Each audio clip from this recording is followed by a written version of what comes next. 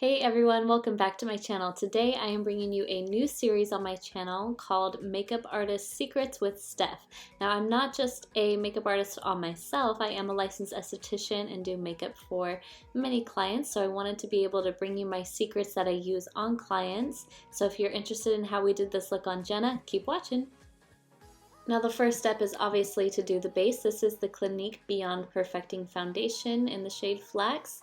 And I love this stuff because it's got its own little doe foot applicator, kind of like a concealer. So I just dip it in and I spread that across her face, and then we get to the blending. And if any of you are curious out there, yes, this is her own foundation. That's why I'm able to go dip it back in. However, as a makeup artist, if this is a product that doesn't belong to the client, you definitely don't want to be dipping back in after touching their skin.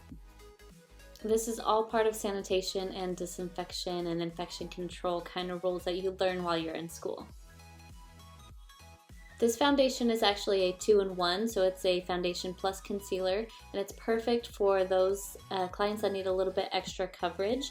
I wouldn't use this on everybody because not everybody needs coverage. However, you know, when you are looking for that right formula for somebody who needs a little bit more coverage, this is definitely a good one. And after all the blending is done, I'm going in with the e.l.f. 16-Hour Camo Concealer in Medium Peach. Now this is a very good investment if you are a makeup artist and you're looking to get a concealer that has a bunch of different shades but not going to break the bank. This is definitely a good option, and it does have good coverage, so I would say it's close to Shape Tape. Obviously it's not exactly the same, however there's some good coverage with this stuff and it's not that expensive. I just double checked the price online and this is only $6 per concealer, so it's definitely a good deal if you're looking to grow a collection of concealers. So when doing concealer on clients' faces, it's not just about covering up blemishes, we're actually highlighting with it. So I'm applying it to key points, which are the chin, right underneath the nose, the center down the nose or the nose bridge, and then we're up onto the forehead just in the center, right underneath the eyes, and I'm also using it on the eyelids as a base for eyeshadow. Even though we're highlighting with this, these are definitely areas of concern for a lot of clients. And what I'm doing is taking a small brush that's going to help me buff this out. So as you can see, I'm not going in really hard with the brush. I'm kind of just tapping it out and blending it out because we don't want to move any foundation that we've already laid down. And when working on a client, you always want to be sure that you are being meticulous about everything that you're doing. So take your time with it. Now we're going to go in and set the concealer. I'm using the Tarte Smooth Operator Finishing Powder. I love this stuff because it is very, very finely milled and it's not going to end up looking cakey on the clients. So even if you have to layer it a little bit, it's not going to end up building up too much. So I'm just using a nice fluffy brush and setting every area that I put concealer in. Again, if you can tell, I'm not dragging my brush all across the face. I am just patting it on gently to the skin. That way I'm not moving any product that I've already put down.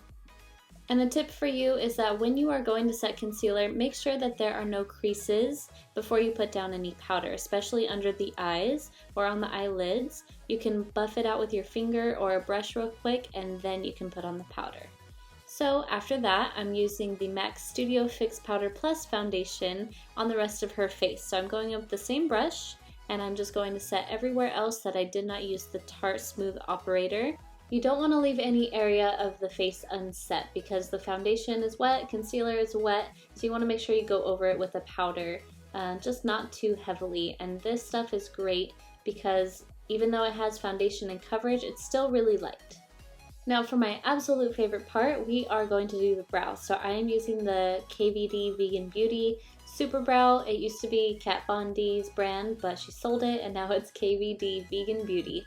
So what I'm doing is taking a angled brush, this is perfect for liner, and I'm going to go ahead and start tracing underneath her eyebrow. So you want to be very careful here to make sure that you get a nice, even, continuous line, starting from almost the front of the brow towards the back. And you want to go to the top of the arch and connect it down to the tail end of the brow as I'm doing here. And then I will take very light kind of feathery strokes to start filling in the brow. So the top line here that I'm doing is not very harsh. I'm going to keep it very light and then just feather the rest of it in. As we're working our way towards the inner part of the brow, I'm going to get even lighter with pressure so that it looks as natural as it can. And on the very inner part of the brow, you'll notice that I'm starting to just flick upward from the bottom. This really helps me get a very natural, soft finish in that area, since we don't want to block off the brows or make them square looking. And then we'll just take the spoolie and blend that out to make it as even as possible. But don't worry if it's not like 100% covered. You still want to be able to see a little bit of skin sometimes in between the brow hairs. This is going to make them look as natural as possible. Brows can be a very challenging part of the makeup for a client, so what I really suggest you do is follow along with the client's natural brow shape as much as possible. You don't want to try to change it and get excessive or go way too dark, way too thick if they don't have that thick of eyebrows. You really want to stick to their shape as best as you can, but just enhance it. Boom, brows are on and amazing. So moving on to the eyeshadow, I'm going in with the Anastasia Beverly Hills Soft Glam palette. I wanted to go with a bit of a mauve-y kind of tone for this look, so I am just going to dip into that first shade. This one is called Dusty Rose. It's a very light, almost purpley kind of mauve color, and it's really good for her skin tone, so it's not too dark, not too light. I'm just going to blend this into the crease and a little bit down onto the lid with a nice fluffy brush. As you can tell, I'm just going in gently with some circular motions and back and forth motions too. Then taking a bit of a thinner brush, I'm going into a darker shade. This one is called Cypress Umber, and I'm just going to pat that into the outer third of her eyelid, bringing it right up to the crease but not above it. And the way that I'm applying this eyeshadow is universally flattering on any client, so you can definitely stick to this with any colors that you may use. Then I'm going back with a fluffy brush, the one that I used to lay down the first color, and just blending out the edges of the darker one to make sure that it's all nice and seamless. And for eye looks, we never want to neglect the lower lash line, so I'm going in with Dusty Rose on a very thin kind of pencil brush, and I'm going to blend that all the way across her lower lash line, nice and lightly, and I'm not going to be afraid to take it down a little bit to smoke it out, but definitely you want to make sure that you are connecting it back up to the shadow on the lids. Then with an even smaller pencil brush, I'm going back in with Cypress Umber, and I'm just going to define the very outer third of her lower lash line.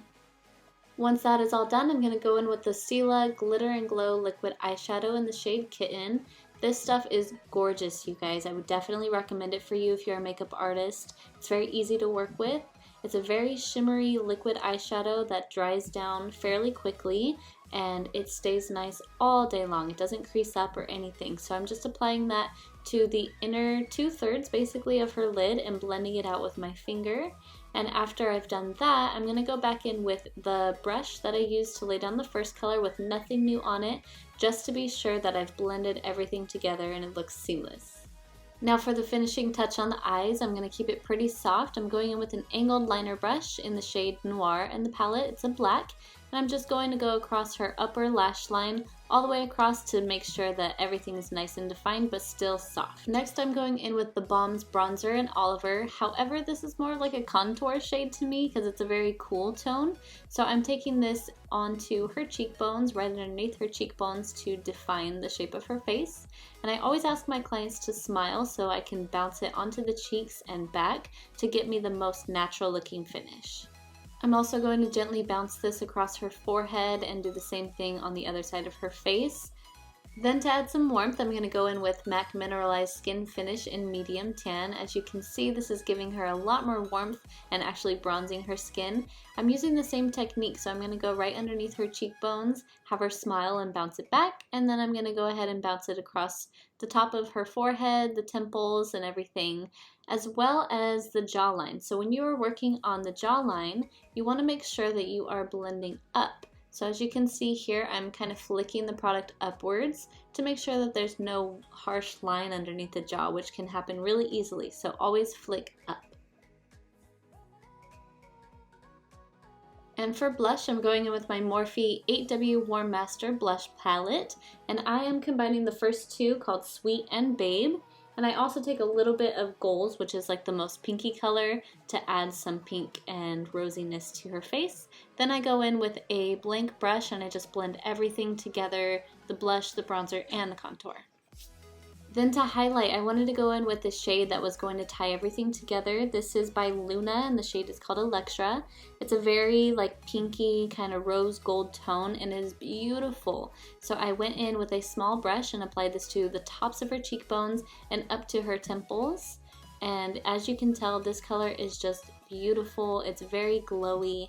It was perfect for her skin tone and perfect to tie in this look. It's kind of mauve-y, kind of pinkish. I also go in with my fingers a little bit at the edge so I can make sure that it looks nice and seamless and not too crazy. And then I'll go in onto her nose, so the tip of the nose, a little bit on the bridge, the cupid's bow, and a little bit on the chin as well to hit all of those high points of the face. Ugh, it's so glowy, so beautiful. She's just like lit from within right now. Then for lips, I'm going in with Context Lip Lacquer in Mad Love and the NYX Lip Pencil in Natural. I went ahead and did that off camera. I'm sure you guys can figure out how to do lips. And then I'm using Benefit's Roller Lash Mascara. Something else you artists will want to pay attention to, if you use the actual product's wand on the client, you want to give them this product because you can't use it on anybody else. So then we put lashes on, and that was the end of the look.